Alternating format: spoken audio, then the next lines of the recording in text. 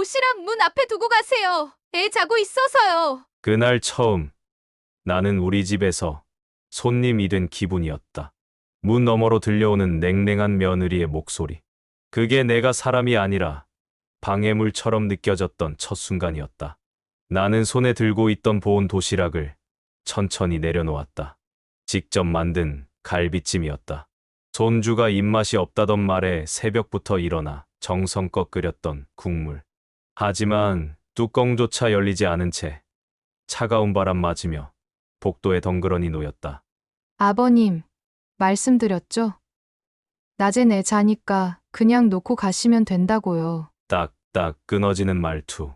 나는 그 말에 그래, 알겠다는 말도 못하고 그저 고개만 끄덕였다. 나도 모르게 복도에 홀로 선 채 문이 찰칵 닫히는 소리를 들었다. 내가 만든 음식은 여전히 문 앞에 있었고 나는 그 문 앞에서 잠시 너무 오래 서 있었다. 내가 지금 누구지? 이 집에서 나는 어떤 존재였나? 아내를 잃고 혼자가 된 이유. 나는 아들, 가족이 내 전부였다. 그래서 도시락도 만들었고 손주가 감기 걸렸단 소식에 약도 챙겨갔고 이사할 땐 적금까지 깨서 살던 집을 팔아 아들 부부에게 보탰다. 그런데 어느 순간부터 그 집의 문은 점점 무거워졌고 내 자리는 식탁에서 사라졌다. 아버님, 오늘은 저희끼리 먹을게요. 몇 달 전 며느리는 처음으로 내 밥상을 밀어냈다. 그 말을 들은 아들도 아무 말 없이 고개를 끄덕였다. 그래도 아버지시잖아. 그 말 한마디 해줄 줄 알았는데 그날은 입을 꾹 다물었다. 나는 그날 이후로 매번 도시락만 문 앞에 두고 돌아왔다. 하루는 눈이 펑펑 오던 날이었다. 손주가 감기 기운이 있다고 해서 약국 2군데를 들러 감기약을 사고 좋아할 만한 동화책까지 함께 챙겼다. 몸이 추워서인지 기침이 계속 나왔지만 그날만큼은 웃으며 그 집을 향했다. 그리고 문 앞에 도시락이 그대로 놓여 있는 걸 보았다. 주문의 시간 전에 놓고 간 내가 만든 갈비찜. 뚜껑도 안 열린 채 국물은 얼어 있었고 고기는 굳어 있었다. 심장이 쿵 내려앉았다. 먹지도 않은 거야. 내가 문을 두드리기도 전에 안에서 손주의 울음소리가 들렸고 곧이어 며느리의 짜증 섞인 목소리까지. 할아버지가 또 오셨네. 내가 분명 문자했는데 왜 안 보시지? 그 순간 핸드폰을 열어봤다. 없었다. 어떤 문자도. 나는 그 도시락을 들고 돌아왔다. 아무도 손대지 않은 음식, 냉동 갈비처럼 딱딱하게 굳어버린 마음을 안고.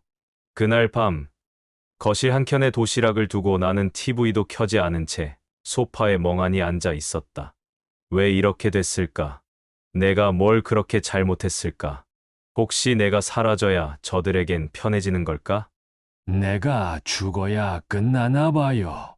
그 말이 처음으로 머릿속에 맴돈 날이었다. 식탁은 가족의 온기를 담는 자리였다. 하루의 피곤을 나누고 사소한 일상에도 웃음꽃이 피던 그 공간. 하지만 어느 순간 그 식탁에서 내 자리가 사라졌다. 아버님, 오늘은 저희끼리 먹을게요. 한때 며느리는 내게 그렇게 말했다. 말끝은 예의 있었지만 말투엔 선이 그어져 있었다. 아들도 그 말을 들으면서 아무 말이 없었다. 그날 나는 아들이 어떤 선택을 하는지 보려고 했다. 하지만 그는 고개를 숙인 채 밥 숟가락만 만지작거렸다. 그 침묵이 내게 내린 첫 번째 사형 선고였다. 예전에는 아들 부부가 나를 식탁 맨 끝자리에 앉혀주곤 했다.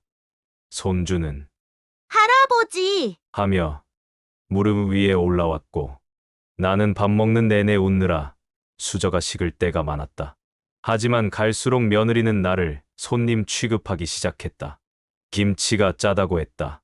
국이 식었다고 했다. 그러면서 자연스럽게 따로 드시는 게 낫겠다는 말을 꺼냈다. 아들은 그 말을 듣고도 조용했다. 그 침묵이 반복되자 나는 나도 모르게 자리를 피했다. 그날 이후 나는 집에서 식사를 안 하게 됐다. 도시락을 싸들고 다니다가 공원 벤치에서 혼자 먹거나 혼밥 전문 식당에 앉아 나이 든 사람들끼리 마주 보며 밥을 먹었다. 어르신도 혼자시네요. 예, 자식들이 바쁘다네요. 다들 사정은 비슷했다. 그렇게 단절된 식탁은 노인의 일상이 되었다. 손주 생일이 다가왔다. 나는 다시 한번 초를 켜고 싶은 마음으로 정성을 다해 미역국을 끓였다. 작은 케이크 하나와 손주가 좋아하던 로봇 장난감도 함께 들고 아들네 집을 찾았다. 문을 두드렸다. 아무 대답이 없었다.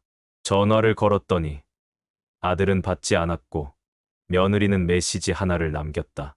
오늘은 친정 식구들만 오기로 해서요. 죄송해요, 아버님. 그 순간 나는 들고 있던 케이크를 바닥에 떨어뜨렸다. 초는 켜보지도 못한 채 종이 상자 속에서 기울어져 있었다. 그걸 보는 순간 눈물이 났다. 생일에도 초대받지 못한 할아버지 나는 대체 어떤 존재가 된 걸까?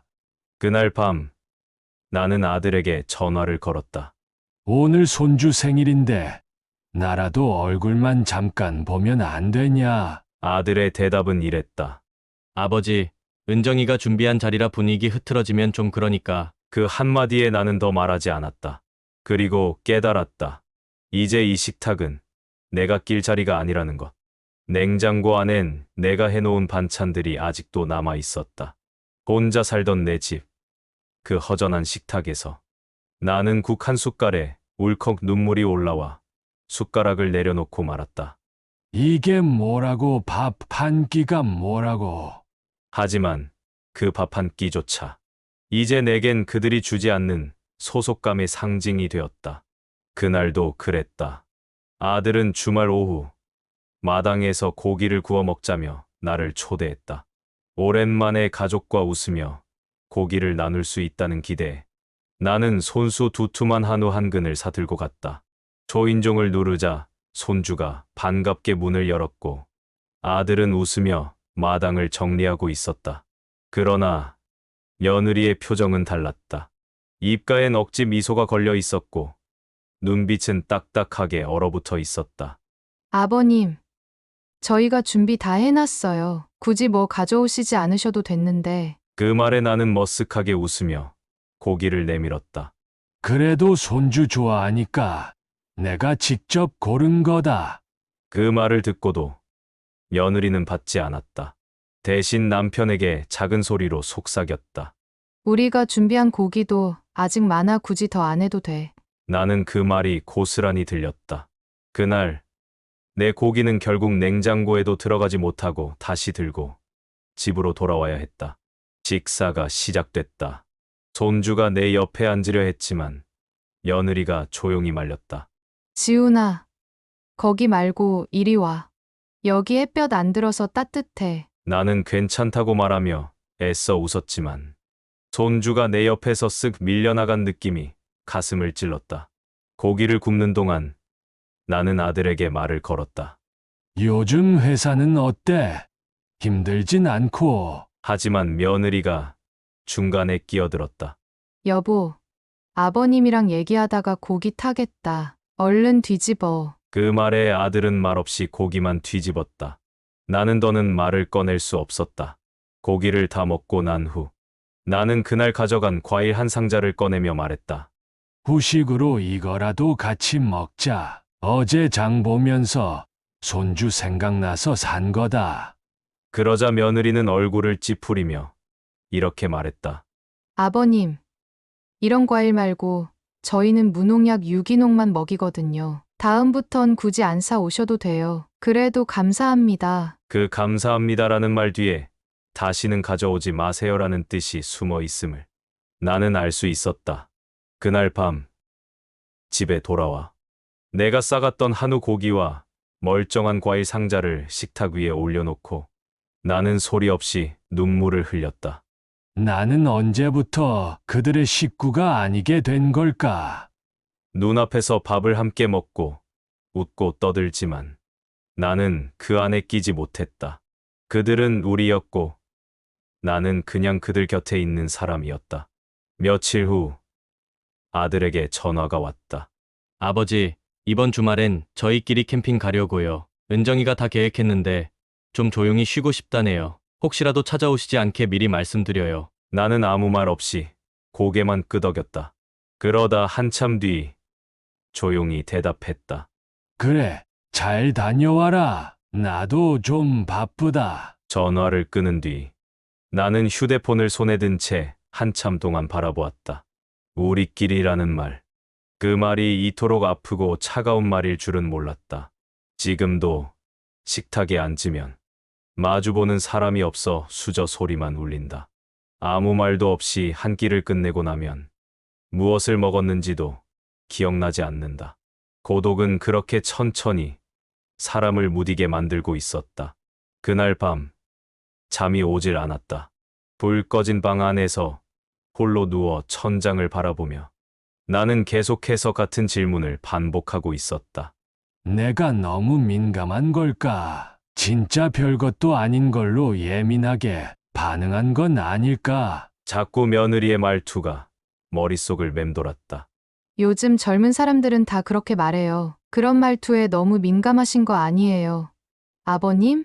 그 순간만 떠올리면 가슴속 깊은 곳에서 뭔가 뜨겁게 올라오는 듯 했다가 이내 허무하게 가라앉았다. 며칠 뒤 동네 지인들과 마주쳤다. 그 중 한 사람이 내게 웃으며 말했다. 요즘 손주 보느라 바쁘시겠어요? 부럽습니다. 며느리랑도 잘 지내시죠? 은정 씨 되게 현명해 보이던데. 나는 말문이 막혀 어색하게 웃었다. 현명하다니. 그 말을 부정하고 싶었지만 괜히 나 혼자 이상한 사람이 되는 건 아닐까 싶었다. 그래, 혹시 내가 괜한 걸로 오해하고 있는 건 아닐까. 하지만 그날 밤 다시 고요한 집 안에서 불 꺼진 거실에 앉아 있다가 문득 이런 생각이 들었다. 왜 자꾸 내가 잘못했나를 먼저 생각하게 되는 걸까? 아니, 분명 내가 뭘 잘못한 것도 없는데 왜 늘 그들 눈치를 보며 해명해야 하는 입장이 되는 걸까? 며느리와 말다툼한 적은 단 한 번도 없었다. 소리쳐 본 적도, 목소리를 높인 적도 없었다. 늘 조심스럽게 말했고, 늘 참아왔고, 늘 이해하려 했다. 그런데도 돌아오는 건 미소 속에 숨긴 냉소, 말끝마다 은근히 날리는 무시, 그리고 점점 커지는 거리감. 나는 어느 순간부터 며느리 앞에서 숨을 쉬는 것조차 조심스러워졌다. 그녀가 눈을 흘기면 나는 자리에서 일어났고 그녀가 싫어할까 싶어 내가 가져간 음식도 괜히 숨기게 되었고 손주가 내 무릎에 앉으려 하면 괜히 곁눈질부터 하게 됐다. 아버님, 그렇게 오래 TV 보시면 눈 아프실 텐데요. 그 말이 왜 그렇게 날카롭게 들렸는지 모르겠다. 나는 그저 손주랑 만화 채널을 보고 있었을 뿐이었다. 하지만 그날 이후로 나는 며느리의 집에서 TV를 켜는 것조차 하지 않았다. 그녀의 한마디가 금지의 경계선처럼 머릿속에 새겨져 있었기 때문이다. 내가 틀린 걸까? 내가 예민한 걸까? 아니면 그저 이 집에서 내 존재가 불편한 것뿐일까? 그날 이후로 나는 아들 집에 갈 때마다 웃는 법을 잊었다. 그리고 며느리의 눈치를 살피는 게 일상이 되어버렸다.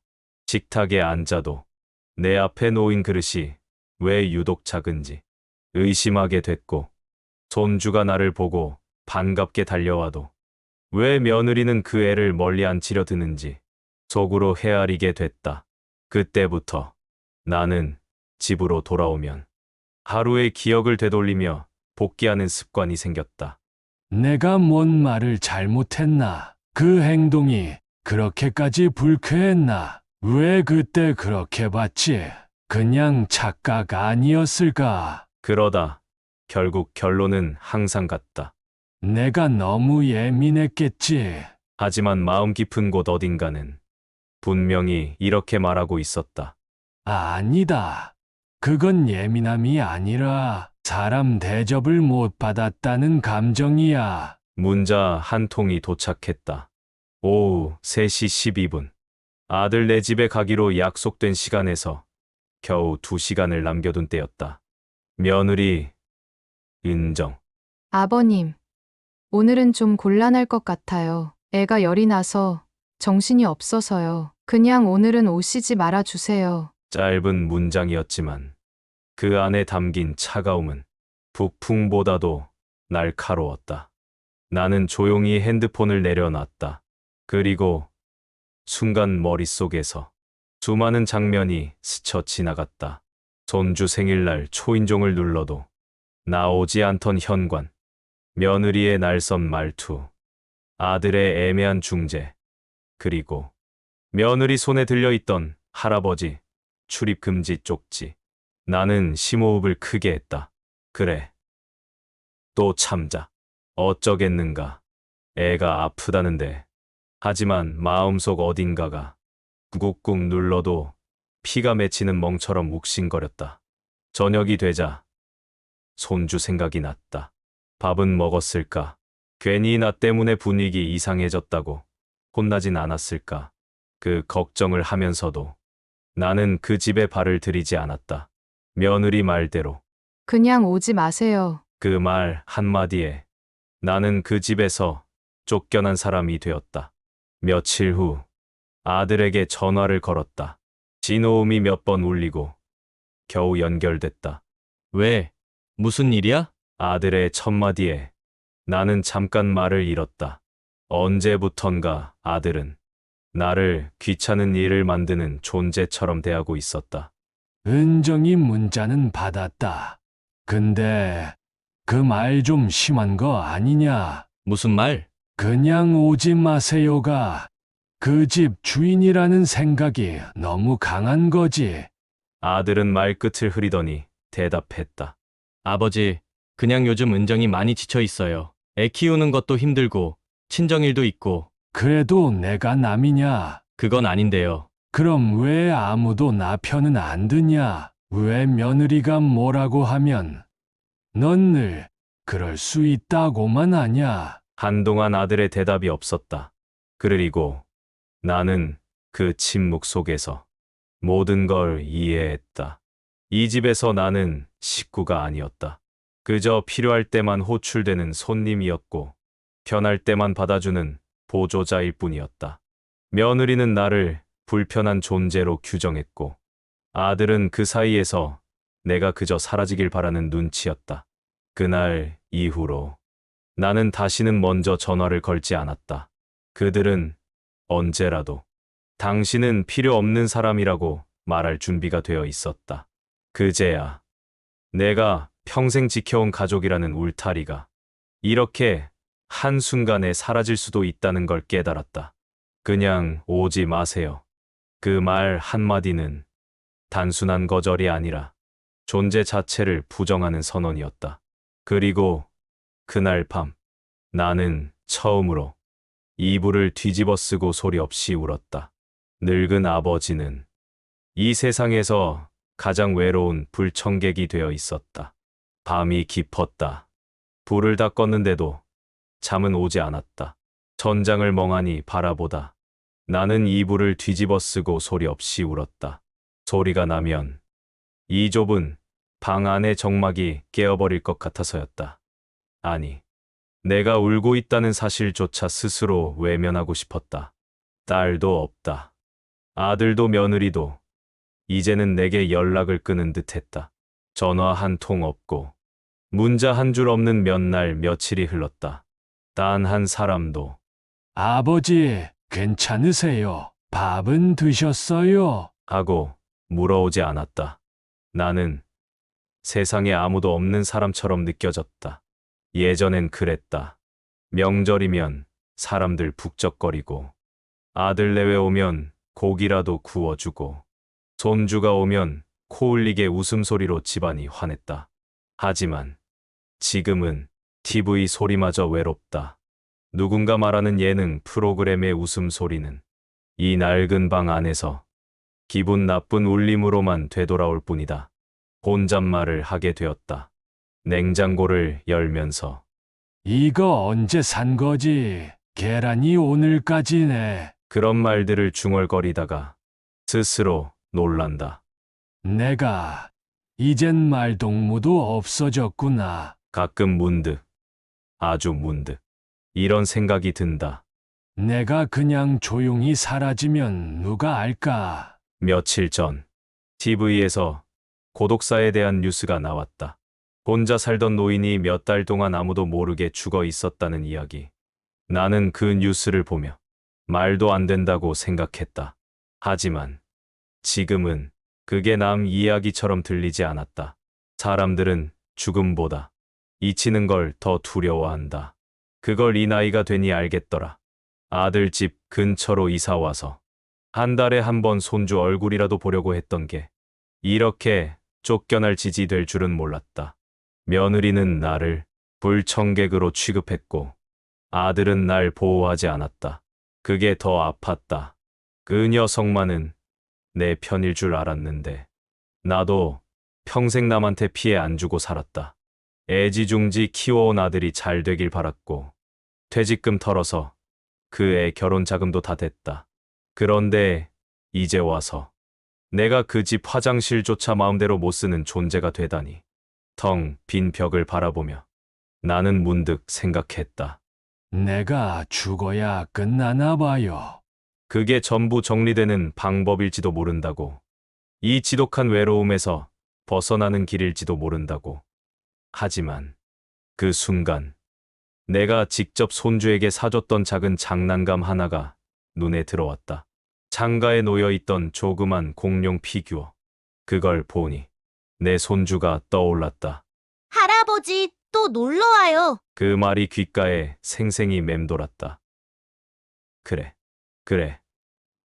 내가 아직 해야 할 일이 있다면 그 아이를 지켜보는 것일지도 모른다. 며느리와 아들 사이에서 내 존재는 지워졌지만 손주에게만은 따뜻한 기억으로 남고 싶었다. 나는 베개를 껴안은 채 다시 누웠다. 아직도 목이 메었지만 그래도 조금은 마음이 정리됐다. 아직은 끝이 아니야. 이 고독과 분노의 끝에서 나는 살아남기로 결심했다. 지금은 나 혼자지만 언젠가 이 시간도 지나갈 테니까. 며칠 만에 집 앞을 다시 찾았다. 손주 생일이 다가오고 있었고 그래도 선물 하나는 건네주고 싶었다. 아들 내외에게 전화를 걸었지만 받지 않았다. 문자도 없었다. 그래도 손주 생각에 마음을 다잡고 작은 장난감과 과일 한 상자를 들고 조심스레 초인종을 눌렀다. 띠링. 현관문이 열렸다. 문 틈으로 며느리의 얼굴이 보였다. 표정이 딱딱하게 굳어 있었다. 무슨 일이세요, 아버님? 문을 활짝 열 생각도 하지 않고 딱 반쯤만 열어놓고 말했다. 손주 생일이잖니? 그냥 선물 좀 주러 왔다. 나는 억지로 웃으며 말했지만 며느리의 눈빛은 냉랭하기 그지없었다.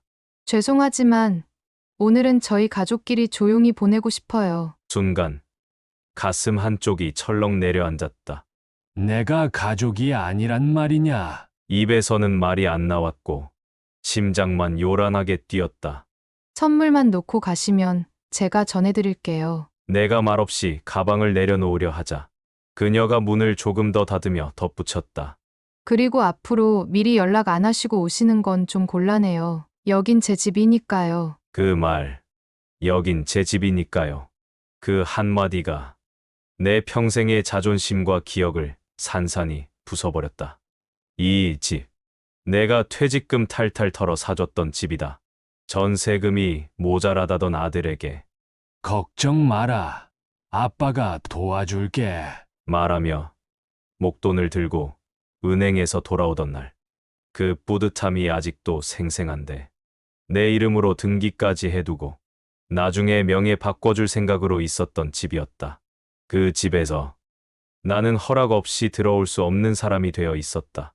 내가 지금 무슨 말을 하는지 아냐? 말끝이 떨렸지만 억지로 감정을 눌렀다.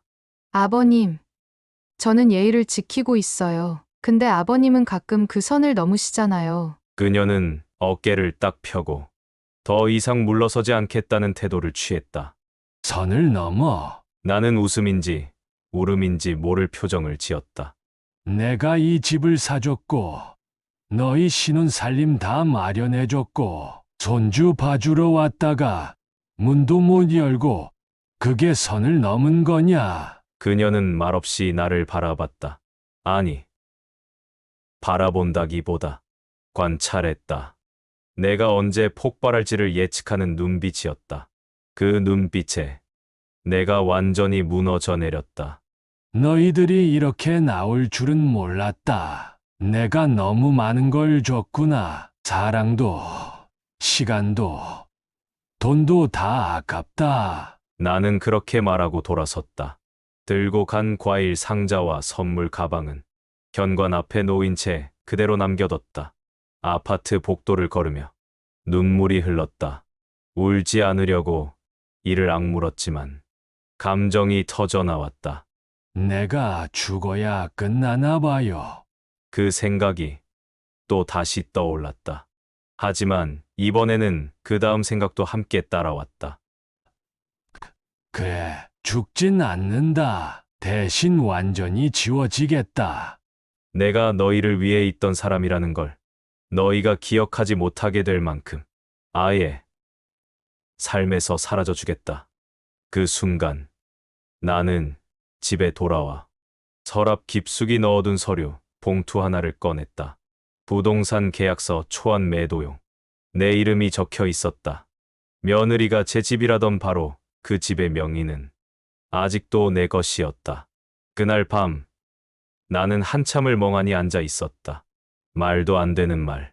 여긴 제 집이에요. 그 말이 귓속을 맴돌았다. 가슴이 막히고 숨이 턱까지 차올랐다. 하지만 울고만 있진 않았다. 그 순간 나는 깨달았다. 이대로 죽진 않는다. 나를 무시하고 짓밟은 그들에게 내가 가진 마지막 카드가 있다는 걸 보여주겠다. 서랍을 열었다. 정리해둔 서류들 사이에서 반듯하게 끼워져 있던 부동산 등기 권리증이 손에 잡혔다. 아직 이 집 명의는 내 거다. 나는 당시 결혼 선물로 아들에게 집을 사주고 등기만 나중에 넘기기로 했었다. 그 약속을 지키지 않은 게 이렇게 도움이 될 줄은 몰랐다. 다 내 이름으로 돼 있다. 다음 날 나는 평소 친하게 지내던 변호사에게 전화를 걸었다. 그는 예전에도 상속과 관련해 몇 번 조언을 준 적이 있었다. 내가 산 집인데 며느리가 나를 쫓아내듯 행동하더라. 이 집 팔 수 있을까? 그는 서류를 검토해 보더니 단호하게 말했다. 물론입니다. 명의가 선생님이시고 세금이나 소송 문제 없으시니 법적으로 전혀 문제 없습니다. 그 말을 듣는 순간 내 안에 화염이 다시 피어올랐다. 그래, 다시 되찾자. 내 자존심, 내 권리, 내 인생을. 나는 계약 준비를 시작했다. 그리고 부동산 중개인에게 연락을 돌렸다. 시세보다 조금 저렴하게라도 좋으니 조용히 팔 수 있게 해주세요. 며칠 뒤 첫 손님이 집을 보러 왔다. 나는 일부러 아들과 며느리에게 알리지 않았다. 어차피 이 집은 내 소유고 그들이 나를 손님처럼 대했으니 이제 그들도 주인이 아님을 알게 될 때였다. 현관 비밀번호는 여전히 내가 알고 있었고 들어가니 그들은 부재 중이었다. 집을 둘러보며 참 많은 생각이 들었다. 한때 손주가 방긋 웃으며 달려오던 것일, 며느리가 냉랭하게 나를 외면하던 부엌, 그리고 할아버지 출입금지 적혀있던 화장실. 그 문고리를 쓰다듬으며 속으로 중얼거렸다.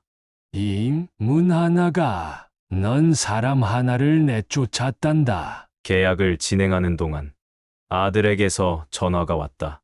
아버지, 집에 누가 다녀갔다던데요? 혹시 집에 무슨 일 있으세요? 나는 짧게 대답했다. 발 거다. 이제는 너희 집이 아니라 내 집으로 정리할 때가 된 것 같아서. 그날 저녁, 아들과 며느리가 내 집에 찾아왔다. 아들의 얼굴은 놀라움과 당혹으로 물들어 있었고, 며느리는 처음으로 두 손을 모으고 고개를 숙였다. 아버님 갑자기 왜 그러세요? 뭐가 마음에 안 드셨어요? 나는 천천히 고개를 들고 그녀의 눈을 바라봤다. 뭐가 마음에 안 드느냐고? 너희가 그동안 나한테 어떻게 했는지는 기억 안 나냐? 나는 며느리에게 말했다. 내가 준 걸 돌려받을 뿐이다. 이 집은 내 전 재산이자 내 생의 마지막 선물이었다. 그걸 받아놓고 나를 불청객으로 만들었잖아. 그 순간 며느리의 눈가가 흔들리기 시작했다. 아버님, 그건 진심이 아니었어요. 아냐, 너는 진심이었어. 그리고 이젠 나도 진심으로 내 집을 찾을 거다. 아들은 그제야 입을 열었다. 아버지, 그럼 우린 어디로 가야 하죠? 나는 단호하게 말했다. 그건 내가 결정해. 나는 더 이상 너희의 방패막이나 뒷배가 아니니까. 그날 밤 계약은 진행됐다. 중개인이 말하길 매수 희망자들은 이미 마음을 굳혔다고 했다. 나는 조용히 창밖을 바라보며 이 집과의 마지막을 준비했다. 이젠 나도 누군가의 집에서 쫓겨나던 노인이 아닌 내 삶의 주인을 되찾은 사람이었다. 할아버지, 진짜 우리 집 팔 거예요? 작은 목소리였다. 아들과 며느리의 눈치를 보며 조용히 다가온 손주가 내 셔츠 자락을 꼭 쥐며 물었다. 그 순간 심장이 철렁 내려앉았다. 그 아이는 아무 죄가 없다. 나는 이 집을, 그 아이가 뛰놀던 공간을 팔겠다고 당당히 말했지만 막상 손주의 커다란 눈망울을 보니 숨이 턱 막혀왔다. 왜 팔아요? 할아버지, 다른 데 가요? 응. 할아버지가 이제는 다른 데서 살아야 될 것 같구나. 나도 따라가면 안 돼요? 순간 울컥했다. 이게 뭐라고? 내 인생에서 가장 큰 결심을 했다고 생각했는데 겨우 8살 손주의 한마디에 그 모든 다짐이 흔들리고 있었다. 왜 우리 집이 싫어요?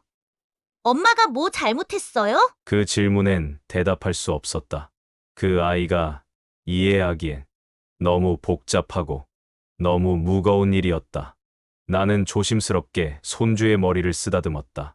할아버지가 잠깐 다른 곳에 가 있는 거야. 언젠가 너도 알게 될 거야. 세상엔 말 못할 일도 있다는 걸. 그 말에 아이는 고개를 푹 숙였다.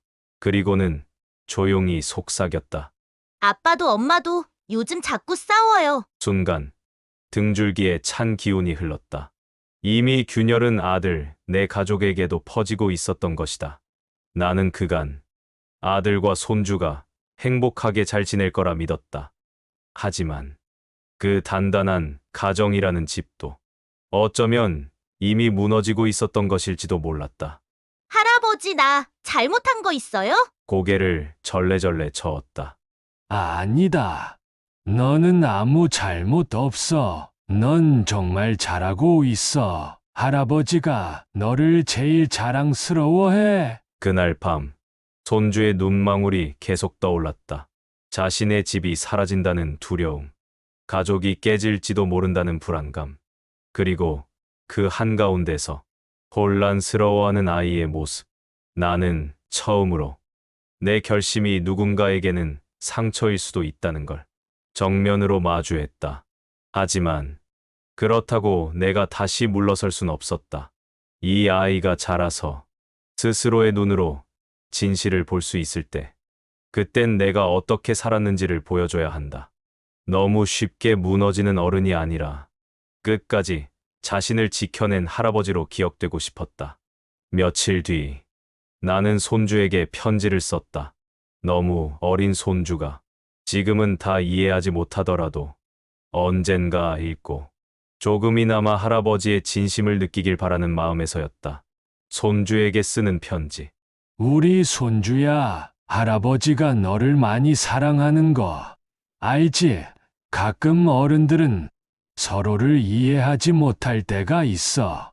그게 너에게 슬픔이 될까봐 할아버지는 참 마음이 아프단다. 하지만 언젠가 내가 더 크고 내 삶을 살아갈 때 할아버지가 왜 그랬는지 이해하게 될 날이 올 거야. 그날이 오면 부디 할아버지를 너무 미워하지 않았으면 좋겠구나. 사랑한다. 그리고 늘 너를 응원해.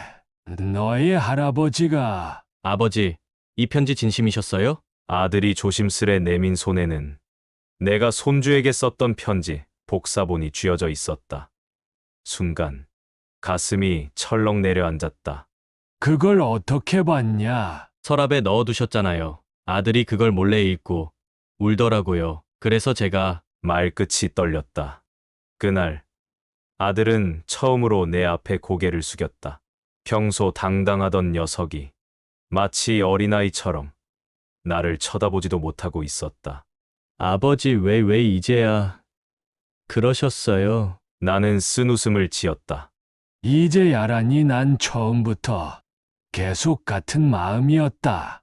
저는 그저 가정이 깨질까봐 중간에서 조율하려고 했던 건데 그 말에 내 속이 다시 뒤틀렸다.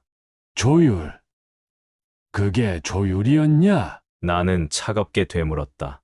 내가 당하는 걸 뻔히 보면서도 입을 다물고 내 아내 편만 드는 게 조율이었냐? 그게 아니라 그냥 아들은 결국 말끝을 흐리며 고개를 떨궜다. 나는 더는 꾸짖지 않았다. 이미 지칠 만큼 지쳐 있었고 책망보다 더 무거운 침묵이 흐를 뿐이었다. 난 내가 날 이해해 줄 알았어. 적어도 아버지로서 나를 믿어줄 거라고. 그땐 몰랐어요. 솔직히 은정이 말만 듣고 아버지가 예민하신 줄 알았어요. 그래, 그렇게 생각했겠지. 잠시 정막이 흘렀다. 창밖에서 들려오는 바람 소리만이 그 무거운 공기를 갈랐다. 아버지, 이제라도 잘해보면 안 될까요? 집은 그냥 저희가 나가면 되니까 팔지 않으셨으면. 나는 고개를 저었다. 늦었어. 이제 와서 뭘 되돌리려 해봤자 감정은 이미 돌아설 대로 돌아섰다. 아들은 말없이 눈을 감았다. 눈꺼풀 위로 맺히는 물방울 하나. 그제야 나는 그도 조금은 후회하고 있다는 걸 느꼈다. 하지만 그 한 방울의 눈물이 내 지난 세월의 서름과 비교될 순 없었다.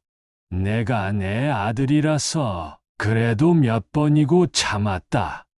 압니다. 진짜 죄송합니다. 어쩌면 며칠 후 이 집에서 나갈 때 다신 아버지 못 뵐지도 모른다는 생각이 들어서 오늘 용기 내서 왔어요. 나는 조용히 눈을 감았다. 그 말 한마디가 기쁘면서도 동시에 더 쓰라렸다. 내가 이제 와서 사과한다고. 내가 다시 돌아갈 수는 없다. 그건 알지? 예, 너무 늦었다. 너무 늦었어. 그 순간 창밖에서 익숙한 목소리가 들렸다. 할아버지, 손주였다. 나는 천천히 고개를 돌려 두 팔을 벌렸다. 그래, 우리 손주 왔구나. 아들은 조용히 한 발 물러섰고 손주는 내 품에 안기며 물었다. 할아버지, 안 가면 안 돼요? 나는 그 작은 등을 토닥이며 대답했다. 어딜 가도 할아버지 마음은 너랑 같이 있을 거야. 그날 밤 아들은 길게 편지를 남겼다. 다시 내게 가족이 되어달라는 글이었다. 하지만 나는 답하지 않았다. 이젠 그들보다 나를 더 사랑해주기로 했으니까. 할아버지, 이거 드릴게요. 손주가 조그만 손으로 내게 건넨 것은 색이 바랜 인형 하나였다. 내가 예전에 사준 인형. 벌써 몇 해를 함께한 탓인지 실밥이 여기저기 풀려 있었지만 그 아이에게는 소중한 물건이었다. 왜 이걸 주니? 할아버지 생각날 때마다 이거 보면 좋을 것 같아서요. 나는 말없이 인형을 쥐었다. 작고 따뜻한 온기가 손바닥을 타고 심장까지 스며들었다. 할아버지, 저도 커서 어른이 되면 할아버지 집에 갈 수 있죠? 그 말에 나는 울컥했다. 그럼 내가 어른이 되면 언제든지 오너라. 할아버지는 여기 있을 거야. 손주는 나를 끌어안으며 속삭였다. 그때는 꼭 같이 밥 먹고 산책도 하고 화장실도 같이 가요. 그 말에 나는 웃음을 터뜨리고 말았다. 웃기지만 왜 이렇게 슬프고 고마운 말인지. 그래, 그땐 문에 쪽지도 안 붙일 거야. 할아버지가 직접 간판 만들어 줄게. 손자 환영이라고. 아들은 그런 우리를 조용히 지켜보다 잠시 눈을 닦았다. 그제야 나는 이 집에서 마지막으로 조금은 따뜻한 기억을 남길 수 있겠다는 생각이 들었다. 할아버지, 진짜 안 오실 거예요? 사람이 사는 데에는 마음의 공간이 필요하단다. 할아버지 마음은 내 옆에 있을 거야. 그럼 꼭 다시 와요. 진짜요. 그날의 약속. 그 작은 손으로 건넨 인형 하나. 내 삶이 다 저물어가던 그 시점에서 유일하게 나를 다시 붙잡아준 건 그 아이의 말이었다. 할아버지, 전 나중에 꼭 갈게요. 나는 그날 밤 텃밭이 내려다 보이는 의자에 앉아 하늘을 바라봤다. 달빛이 유독 밝았다. 그리고 이상하게도 그 어느 때보다 고요하고 따뜻한 밤이었다. 햇살이 창을 타고 부드럽게 흘러들었다. 나는 눈을 떴다. 오늘은 누구도 나를 기다리지 않는다.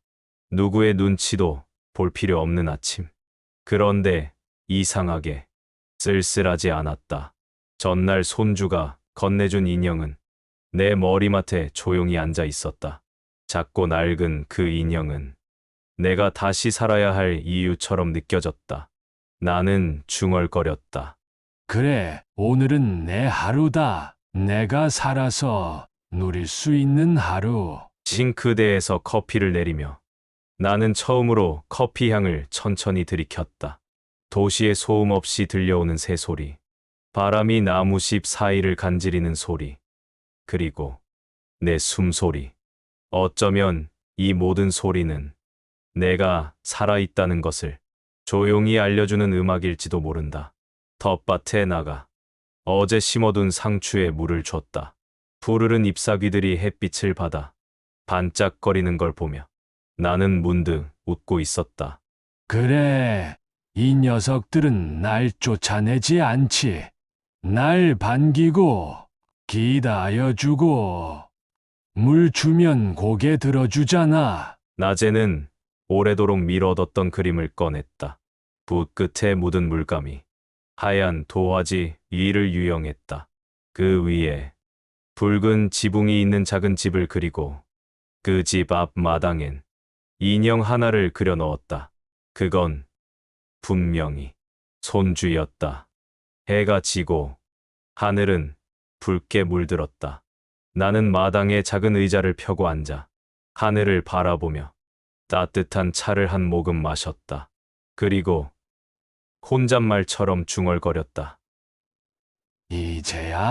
이제야, 내가 살아있는 것 같다. 그 순간 주머니 속 휴대폰이 진동했다. 아들이 보낸 문자 한 통. 아버지 은정이랑 저 다시 제대로 사과드리고 싶습니다. 나는 한참을 화면을 바라보다 휴대폰을 접어 넣었다. 지금 당장은 아니지만 언젠가는 그들의 진심도 내게 다가올 수 있지 않을까. 하지만 지금은 이 고요한 전원에서 하루를 살아내는 것만으로도 충분했다. 아무도 쫓아내지 않는 집, 아무 쪽지도 붙지 않은 화장실, 내가 열쇠를 쥔 내 삶. 그것이 지금의 나에게는 가장 값진 선물이었다. 내일은 더 맑은 하늘이기를, 손주의 작은 발걸음이 언젠가 이 길을 따라오기를. 어느 평범한 오후였다. 하늘은 적당히 흐렸고 텃밭에는 어제 내린 비로 흙냄새가 진하게 풍겼다. 나는 평소처럼 마당에 앉아 차를 마시며 책을 읽고 있었다. 그런데 그때 똑똑 똑똑 현관문을 두드리는 소리가 들렸다. 누구지? 이곳까지 찾아오는 사람은 거의 없었는데 나는 천천히 문 앞으로 걸어갔다. 심장이 이상하게 빠르게 뛰기 시작했다. 문을 열자 그곳엔 고개를 푹 숙인 채 서 있는 작은 아이가 있었다. 할아버지, 그 목소리를 듣는 순간 나는 몸이 굳어버렸다. 세상에서 가장 그리웠던 한마디. 하지만 다시는 들을 수 없을 줄 알았던 그 말. 나는 잠시 말을 잇지 못하고 아이를 멍하니 바라봤다. 너, 어떻게? 손주는 고개를 들었고 그 눈동자엔 그리움과 망설임이 뒤섞여 있었다. 엄마 몰래 나왔어요. 할아버지 보고 싶어서 계속 보고 싶었어요. 그 말을 듣는 순간 가슴 어딘가에서 묻어두었던 감정이 폭발하듯 터져 나왔다. 나는 아이를 껴안았다. 말 없이 그저 한참 동안 꼭 껴안고 있었다. 아이의 작은 등이 내 손 안에서 떨리고 있었다. 그리고 나도 알 수 없는 눈물이 뺨을 타고 흘렀다. 여긴 어떻게 알고 왔니? 예전에 아빠 폰에 있던 주소를 봤어요. 구글에서 지도로 찾아서 왔어요. 멀었을 텐데. 지하철 타고 좀 걸었어요. 괜찮아요. 나는 마당으로 아이를 데려가 의자에 앉게 했다. 작은 손엔 조금의 흙이 묻어 있었고 진바른 먼지가 잔뜩 올라 있었다. 그 모습이 너무도 미안하고 한편으로는 너무도 사랑스러웠다. 할아버지, 그날 엄마가 왜 화장실에 쪽지 붙였는지 나도 이제 좀 알 것 같아요. 엄마는 할아버지를 싫어했던 게 아니에요. 그냥 엄마 자신이 힘들었던 것 같아요. 나는 조용히 아이를 바라봤다. 그 나이에 어떻게 그런 말이 나올 수 있었을까? 그래도 그건 너무했지. 응, 나도 그렇게 생각해요. 그날 이후 엄마도 자주 울어요. 그 말을 들으니 묘한 감정이 치밀어 올랐다. 그동안 며느리에 대한 분노와 원망만 가득했지만 그녀도 어쩌면 무언가 짊어진 채 버티고 있었던 건 아니었을까. 나는 손주의 머리를 쓰다듬었다. 그래도 내가 이렇게 와줘서 할아버지는 정말 고맙다. 나 이제 자주 와도 돼요? 나는 잠시 숨을 고른 뒤 말했다. 물론이지. 하지만 엄마한테는 꼭 말하고 오렴. 그 말에 손주는 고개를 끄덕이며 환하게 웃었다. 그 미소는 내 삶에 다시 햇살이 스며드는 느낌이었다. 그날 저녁, 손주가 돌아간 뒤 나는 오래도록 마당에 앉아 있었다. 지나간 시간을 떠올리며 나는 처음으로 진심으로 중얼거렸다. 죽어야 끝나는 게 아니었구나. 어쩌면 지금이 시작일지도 모르지. 손주가 다녀간 다음 날 아침, 현관문 앞엔 익숙한 글씨체로 적힌 봉투 하나가 놓여 있었다. 내 이름이 단정한 글씨로 적혀 있었고 그 밑엔 작게 은정 올림이라 써 있었다. 나는 그 자리에 한참을 서 있었다. 손이 덜덜 떨릴 정도로 이름 석자가 무겁게 다가왔다. 현관문을 닫고 마루에 앉아 편지를 열었다. 봉투 속에는 얇은 종이 한 장이 있었다. 그 종이에서 느껴지는 묘한 온기. 그녀의 진심일까? 아니면 또 다른 연기일까? 하지만 나는 그 편지를 조용히 읽기 시작했다. 아버님께 처음으로 이렇게 편지를 씁니다. 많이 늦었죠. 너무 늦은 사과라는 걸 압니다. 그래도 마음속 깊이 담아두었던 말을 이제서야 꺼내봅니다. 제가 처음 아버님과 함께 살게 되었을 때 사실 두려웠어요. 어머니가 안 계신 아버님 곁에서 내가 뭔가를 잘못하면 어떡하지? 그런 걱정이 너무 컸습니다. 그래서 더 예민하게 굴었고, 그래서 더 철벽처럼 마음을 닫았어요. 그게 저를 보호하는 방법이라 믿었으니까요. 편지의 글씨는 일정했지만 중간중간 삐뚤어지거나 번진 흔적이 있었다. 눈물 자국일까? 그걸 보는 내 손끝이 점점 떨리기 시작했다.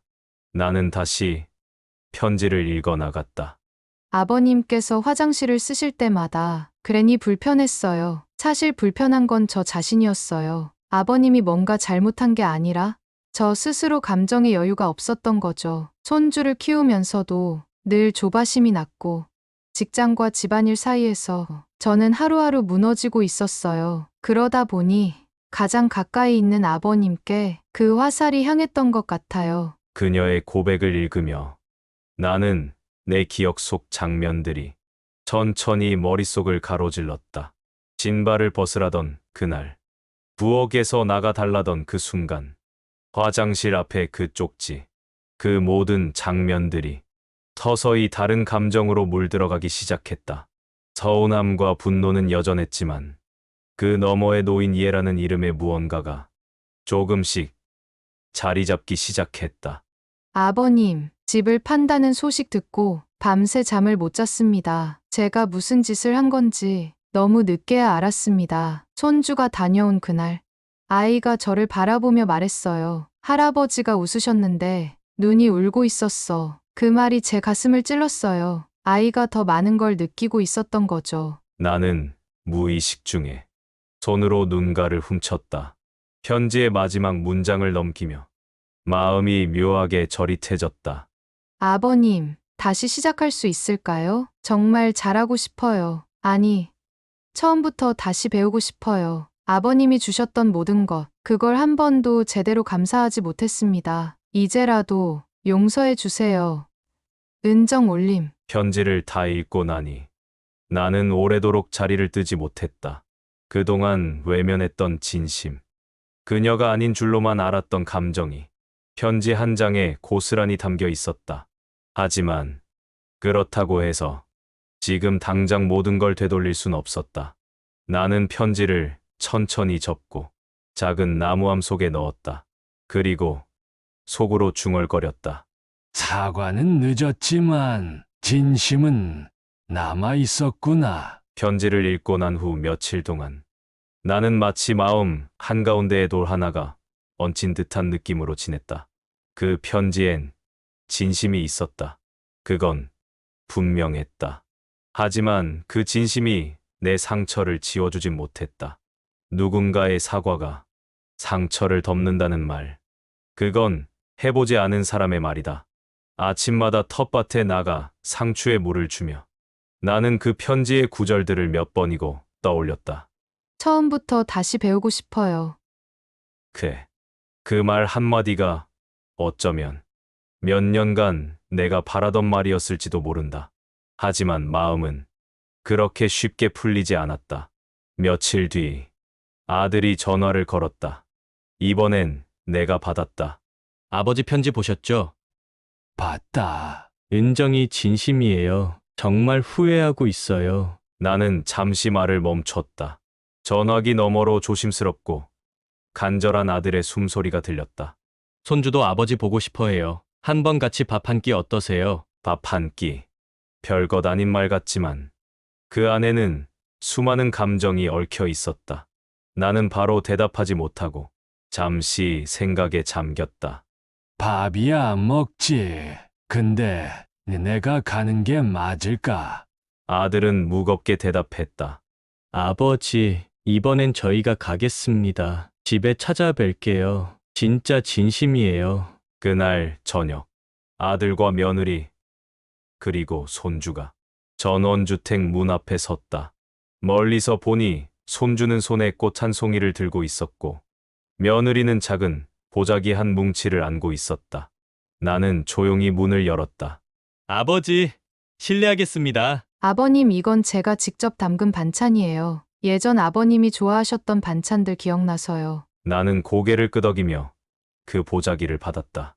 아직 마음이 완전히 열리진 않았지만 그녀의 눈빛에 진심이 담겨 있다는 건 알 수 있었다. 손주는 해맑게 내 품에 안겼다.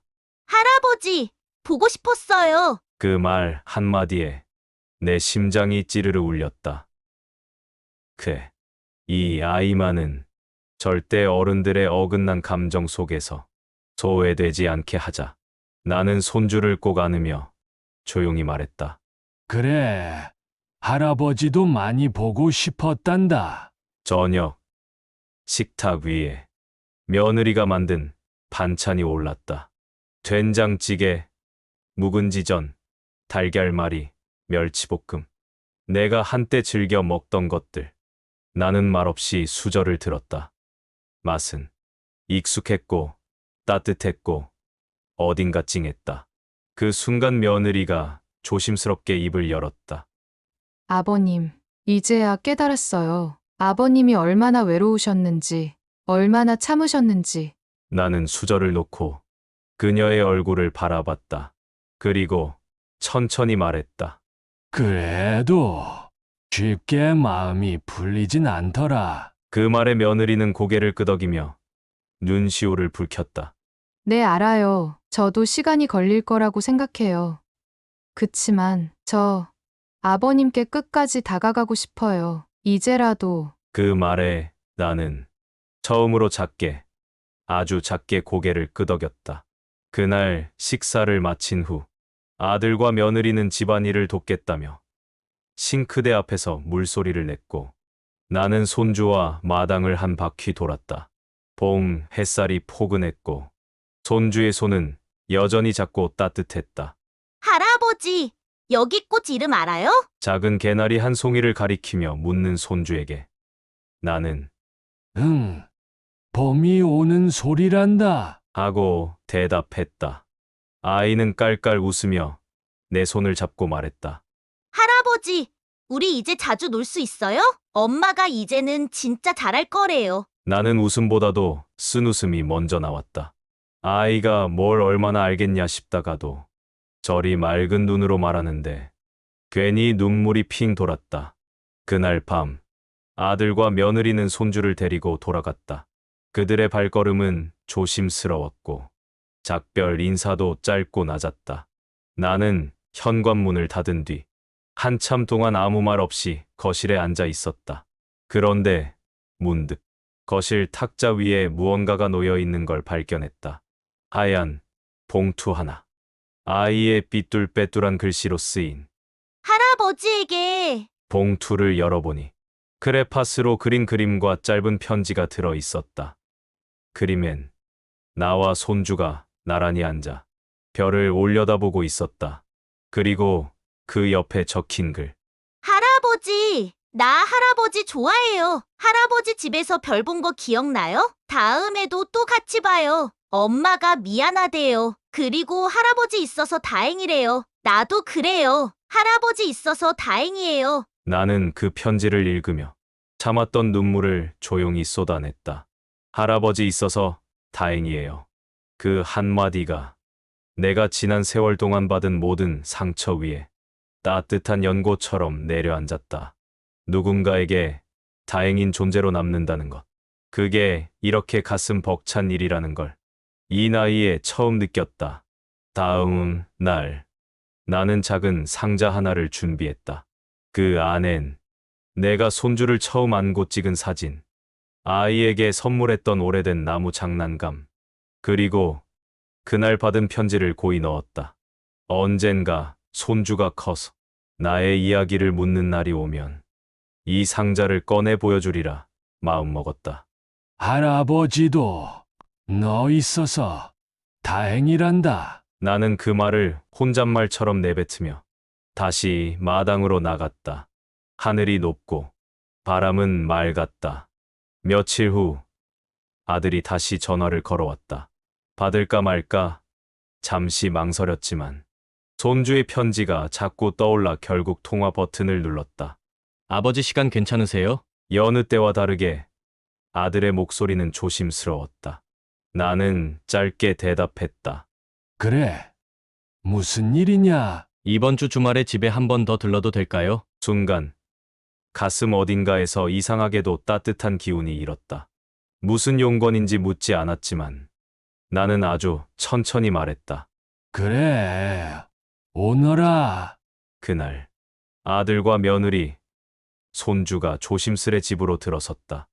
예전과는 달리 신발을 벗을 때부터 말투 하나, 표정 하나까지 조심스러웠다. 식탁에 앉아 조용히 차를 마시던 중 아들이 말문을 열었다. 아버지, 사실은 그 집 말입니다. 나는 아무 말 없이 그의 눈을 바라보았다. 안 팔 수 있을까요? 우리 다시 시작해보고 싶어요. 그 말에 나는 의자에 등을 기대며 잠시 눈을 감았다. 며느리는 옆에서 무언가를 꺼내 내밀었다. 작은 상자. 그 안에는 작은 손편지 몇 장과 다정한 사진들이 담겨 있었다. 아버님, 이제야 제 잘못을 인정하고 싶어요. 그땐 저도 너무 어리고 모든 게 버겁기만 했습니다. 그녀의 말은 비로소 처음으로 핑계가 아닌 사과로 들렸다. 나는 한참을 말없이 사진을 들여다봤다. 손주가 활짝 웃고 있는 얼굴, 내 품에 안긴 채 찍힌 사진. 그때 느꼈던 가슴 깊이 따뜻했던 감정이 조금씩 되살아나고 있었다. 아들이 조용히 말을 이었다. 저희가 잘못했습니다. 하지만 아버지가 계셔야 우리 가족이 진짜 가족이라는 걸 이제야 알았어요. 그 말이 심장을 울렸다. 나는 그 말을 들으며 천천히 머리를 끄덕였다. 그래, 집은 다시 팔지 않겠다. 하지만 이번이 마지막 기회다. 다시는 나를 외롭게 만들지 마라. 며느리와 아들 동시에 고개를 숙였다. 그리고 손주는 내 손을 꼭 잡고 말했다. 할아버지, 이제 우리 매일 별 보자. 나는 웃으며 대답했다. 그래, 매일은 아니더라도 자주 보자꾸나. 그날 밤 하늘엔 별이 총총 떠 있었다. 나는 아이와 함께 마당에 앉아 조용히 별을 올려다봤다. 모든 상처가 다 낫는 건 아니다. 그러나 용서는 진심 위에만 가능하다는 걸 그제서야 알게 됐다. 며느리가 조심스럽게 내게 다가와 앉았다. 예전 같았으면 눈도 마주치지 않던 그녀가 오늘만큼은 제대로 고개를 들어 내 눈을 바라봤다. 아버님, 그동안 제가 너무 많은 실수를 했습니다. 이제라도 가족으로 받아주실 수 있을까요? 그 말 한마디에 그동안의 분노, 상처, 모욕이 눈앞에서 흩날리는 먼지처럼 부서지는 느낌이었다. 나는 한참을 말없이 있었다. 지금 당장 용서할 수 있을 만큼 그녀의 행동은 가벼운 게 아니었다. 하지만 동시에 내 마음 한구석은 오래전부터 이 날을 기다리고 있었던 것 같았다. 그저 누군가 진심으로 내게 미안하다, 다시 가족이 되고 싶다고 말해 주기를. 나는 조용히 입을 열었다. 사람 마음이란 게 하루아침에 돌아서진 않지. 하지만 말이야, 진심이라는 게 느껴지면 그때는 다시 시작할 수 있어. 며느리는 고개를 푹 숙이며 손등으로 눈물을 닦았다. 아들은 옆에서 그녀의 어깨를 토닥이며 내게 다시 고개를 숙였다. 아버지, 앞으로는 제가 제대로 나서겠습니다. 은정이 혼자 애쓰게 하지 않고 제가 중간에서 아버지 마음 지켜드릴게요. 그 말은 내가 수십 번 기다렸던 아들의 진심이었다. 손주가 조심스럽게 내 무릎에 앉았다. 할아버지, 우리 이제 매주 놀 수 있어? 나랑 같이 별 보자. 나는 아이의 손을 꼭 잡았다. 그 작은 손이 무겁게 굳어있던 내 마음을 스르르 풀어주는 것 같았다. 며느리는 다시 입을 열었다. 그때 그 화장실 쪽지, 저도 참 후회해요. 지금 생각해보면 너무 어리석은 짓이었어요. 나는 고개를 끄덕였다. 그래, 이제는 그 이야기 그만하자. 우리가 다시 가족이 되려면 자꾸 지난 날에 발목 잡혀선 안 되겠지. 그날 나는 집을 팔지 않기로 결정했다. 아들도 며느리도 내 결정에 안도했고 손주는 신이 나서 나를 안고 빙글빙글 돌았다. 할아버지, 다시는 우리 집 팔지 마요. 나는 웃었다. 그래, 이제 할아버지도 이 집에서 별 볼 사람이 생겼으니까. 저녁이 되자 며느리가 직접 만든 따뜻한 국과 반찬을 내왔다. 그녀가 만든 음식은 처음이었다. 예전엔 겁이 났어요. 아버님 입맛에 안 맞을까 봐요. 그게 변명처럼 들리겠지만 오늘은 용기 내봤어요. 국을 한 입 떠넣고 나는 고개를 끄덕였다. 잘했어. 아주 따뜻하네. 그 말에 며느리는 눈물을 또르르 흘렸다. 그 눈물은 오늘 내가 본 것 중 가장 진심이 담긴 장면이었다. 식사가 끝나고 아들과 나는 베란다에 나와 별을 올려다봤다. 아버지, 이런 날이 올 줄 몰랐습니다. 감사합니다. 그리고 죄송합니다. 나는 아들의 어깨를 가볍게 두드렸다. 그래, 이제부터라도 서로 존중하고 서로 지켜주자. 그게 가족 아니겠냐? 그날 밤 나는 오랜만에 깊은 잠에 들었다. 그 누구의 눈치를 보지 않아도 되는 잠. 그 누구도 미워하지 않아도 되는 밤이었다. 이제 겨우 다시 가족이라는 이름으로 묶인 실타래가 조금씩 풀려가는 느낌이었다. 밤이 깊었다. 식구들은 모두 잠든 듯 조용했고 나는 오랜만에 거실에 혼자 앉아 있었다. 책장 위엔 손주가 그려준 그림이 걸려 있었고 그 아래엔 며느리가 조심스럽게 올려둔 메모가 있었다. 아버님, 오늘 정말 감사했습니다. 앞으로 더 자주 웃는 가족이 되도록 노력할게요. 한 줄 짧은 문장이었지만 그 안에 담긴 진심이 내게는 세상의 그 어떤 변명보다 크게 와 닿았다. 아들이 물을 한 잔 들고 다가왔다. 소파 건너편에 앉으며 말했다. 아버지, 지금껏 많이 외로우셨죠? 나는 가만히 웃었다. 그건 누구 탓이라기보다 내가 너무 오래 참았기 때문이지. 아들은 머쓱하게 고개를 끄덕였다. 저도 알아요. 은정이만 탓한 게 아니에요. 제가 너무 무심했죠. 근데 이제라도 알았어요. 아버지 같은 분이 옆에 있어 주는 게 얼마나 큰 복인지. 그 말에 나는 울컥했다. 그동안 참았던 감정들이 말없이 목을 타고 올라왔지만 간신히 눌렀다. 너도 아버지가 되고 나면 알 거다. 자식 키운다는 게 그저 밥 먹이고 공부만 시킨다고 되는 게 아니란 걸. 네, 아버지. 아들은 담담히 고개를 숙였다. 그날 이후 며느리도 조금씩 변해갔다. 예전처럼 무뚝뚝하고 날선 말투는 사라지고 가끔은 먼저 내게 말을 걸기도 했다. 아버님, 이 김치 저희 엄마가 담근 건데 혹시 입에 맞으실지 모르겠어요. 응, 잘 먹을게. 고맙다. 그 짧은 대화에도 우리는 조금씩 다리를 놓고 있었다.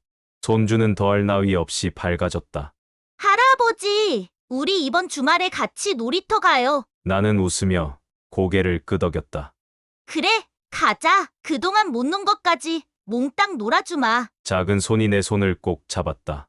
그 순간 가족이라는 말이 이토록 따뜻한 의미였던가 새삼 느꼈다. 그 주말 우리는 가족 사진을 찍었다. 아들이 셀카봉을 들고 며느리는 손주를 안은 채 내 옆에 바짝 다가왔다. 찰칵 화면 속엔 어색하지만 확실히 가족의 형상을 한 네 사람이 있었다. 나는 그 사진을 보며 말했다. 이제야 우리가 진짜 가족 같구나. 며느리는 울컥한 듯 고개를 숙였고 아들은 내 등을 두드리며 말했다. 아버지, 앞으로 더 잘할게요. 진짜예요. 밤 혼자 베란다에 나와 별을 올려다보았다. 이 시간들 내게 얼마나 남았을까? 문득 그런 생각이 들었다. 하지만 이제는 두렵지 않았다. 남은 시간이 길든 짧든 적어도 그 안에 사랑과 진심이 담긴다면 그걸로 충분하다고 생각했다. 봄이 오고 있었다. 마당 끝에 심어둔 매화가 이른 꽃망울을 터뜨리고 있었다. 나는 그 나무 아래 작은 평상에 앉아 따스한 햇살을 받으며 차 한 잔을 들었다. 문득 지난 겨울 화장실 문에 붙어 있던 쪽지가 떠올랐다. 할아버지 출입 금지. 그 한 줄이 나를 무너뜨렸고 그 한 줄이 결국 지금 이 평온을 안겨준 시작이었다. 아들은 여전히 일주일에 한두 번은 전화를 걸어왔다. 처음엔 멋쩍게 안부만 묻더니 이제는 내게 의견을 물을 정도로 가까워졌다. 아버지, 이번에 손주 학예회가 있는데요. 혹시 시간 되세요? 나는 살며시 웃었다. 되긴.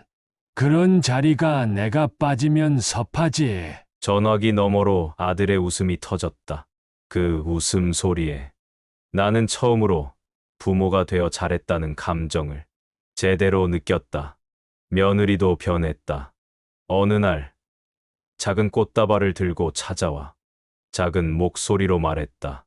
아버님, 그동안 너무 죄송했어요. 변명하지 않을게요. 그저 다시 받아주실 수 있을까요? 나는 한참을 그녀를 바라보다 조용히 고개를 끄덕였다. 사람은 누구나 실수할 수 있지. 중요한 건 그걸 인정하고 바꾸려는 마음이야. 그녀는 눈물을 글썽이며 고개를 숙였다. 나는 그 순간 참 오래 걸린 화해의 첫걸음을 비로소 내딛고 있음을 실감했다. 손주는 더 자주 내게 달려왔다. 할아버지, 여기 봐요. 이건 내가 만든 연이에요. 종이로 만든 서툰 연을 보여주는 아이의 눈엔 세상 그 무엇보다 순수한 빛이 담겨 있었다. 나는 그 연을 들고 마당을 함께 달리며 숨이 차도록 웃었다. 그 순간 나는 깨달았다. 죽어야 끝나는 게 아니라 이렇게 살아내는 게 진짜 끝을 이기는 거구나. 어느 날 밤 오랜만에 일기를 꺼내 적었다. 오늘 손주와 연을 날렸다. 바람은 적당했고 웃음은 가득했다. 나는 더는 미움으로 잠들지 않는다. 평온하다. 그리고 고맙다. 나는 이제 더 이상 누군가에게 이해받지 못해도 분노하지 않았다. 나 자신이 나를 이해해주는 법을 배웠기 때문이다. 마음 깊은 곳에 남은 고독과 분노의 찌꺼기도 햇살 아래서 조용히 녹아내리고 있었다. 계약이 끝난 그 집을 팔지 않았던 것도 내 인생의 작은 반전이었다. 결국 그 집은 손주 이름으로 증여되었다. 아들에게 말없이 처리해준 건 내 마지막 자존심이자 사랑이었다. 할아버지는 너를 미워한 적 없단다. 다만 내 자리를 잃어가는 게 너무 아팠던 거야. 언젠가 그 아이가 커서 이 진심을 알아줄 날이 오길 바랄 뿐이다. 나는 이제야 진정한 평화를 배웠다. 억울한 일, 참아야 했던 말, 견딘 눈물 다 지나가고도 나는 살아 있었다. 살아 있으니 꽃이 피는 걸 보고 바람을 느끼고 누군가를 미워하지 않고 사랑할 수 있었다. 내가 죽어야 끝나나 봐요. 그렇게 시작된 이야기였지만 나는 그 끝에서 조용히 웃으며 이렇게 말할 수 있다. 아니요. 나는 다시 태어난 겁니다. 나는 한때 믿었다. 내가 죽어야 끝이 날 거라고. 하지만 이제 안다. 상처가 깊을수록 회복은 더 단단하다는 걸. 외로움도 분노도 지나고 나면 결국 나로 돌아오는 길이었다. 늦게 피어난 평온 속에서 나는 비로소 내 인생의 주인이 되었다. 그렇게 나는 다시 태어났다.